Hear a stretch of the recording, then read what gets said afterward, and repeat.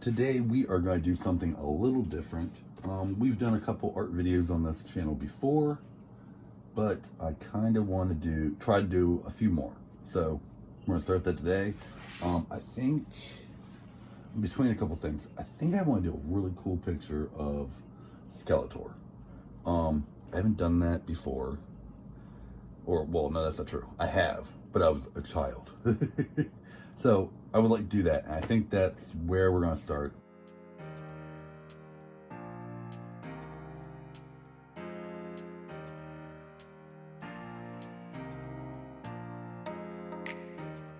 One of the most important things I've ever learned in drawing or doing any kind of art is roughing. Do not be afraid to pull up a picture of something or a toy of something or whatever to help you.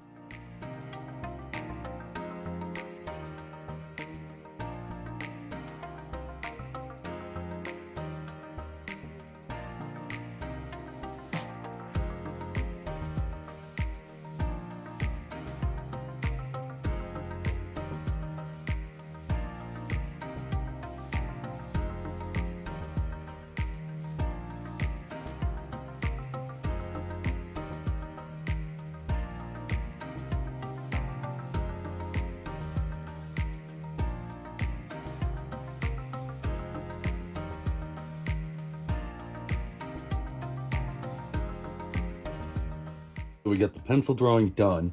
Some of this is probably going to change as we ink it and stuff like that. That's okay. We are going to just use these Prismacolor inking pens. They sell a bunch of these. They have different ones. They have ones that are, colored. These are all just black. There's a couple of them that are bigger and smaller. And then there's a brush and a chisel one in this set. To do the furry shorts, the loincloth, I guess, whatever, I'm going to use the brush pen.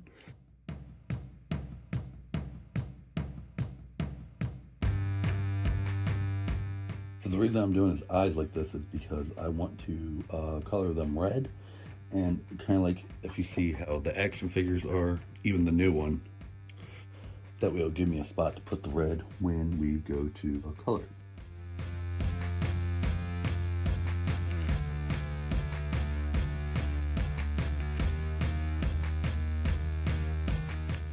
Oh yeah, I'm happy with that face.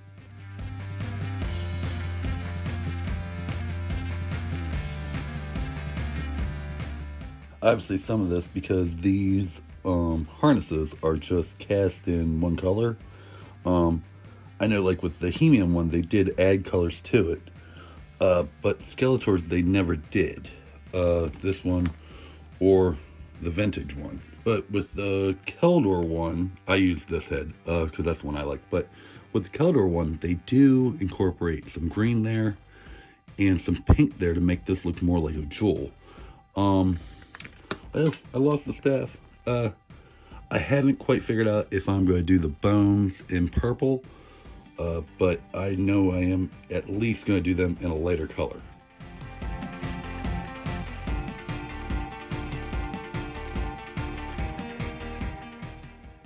So when you're doing bone like his face or like these, just adding little like marks ununiformly can kind of give it a look like it's been aged or used or abused or whatever.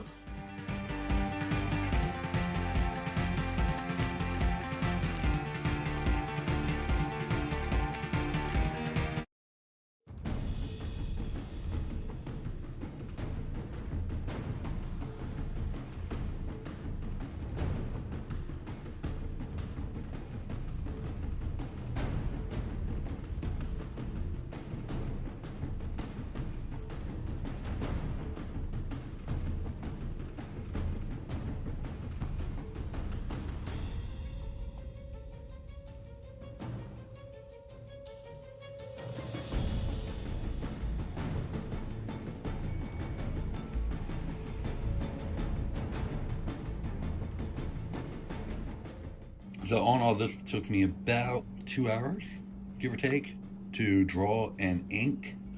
But again, I didn't put a lot of the detail in that I normally would because I was going to do that when I colored.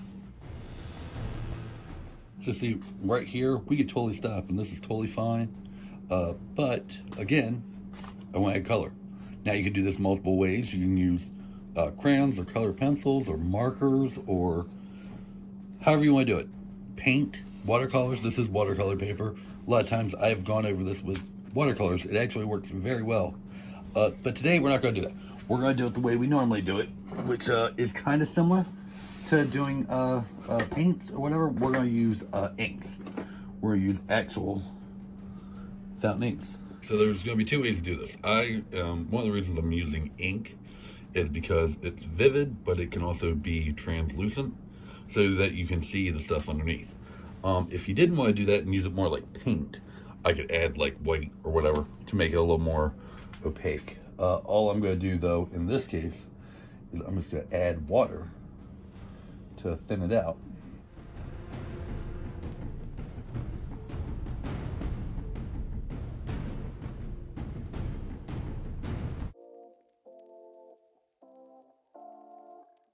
I think I'm going to go ahead and start on his face and the back. Again, on the original, it was just the same color.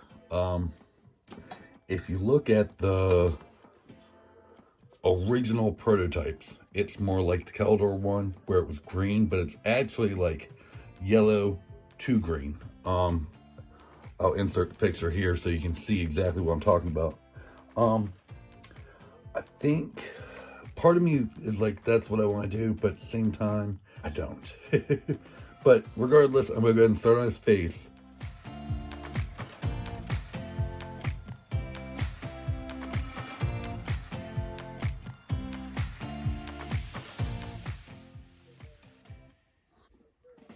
Yep, I think that's exactly the way I wanted it.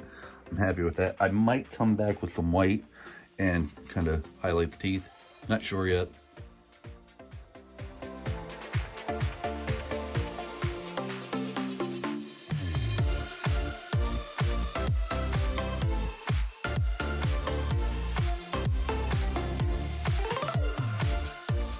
I decided what I'm going to do for the middle there is add a little bit of black to some purple just to make it stand out a little bit.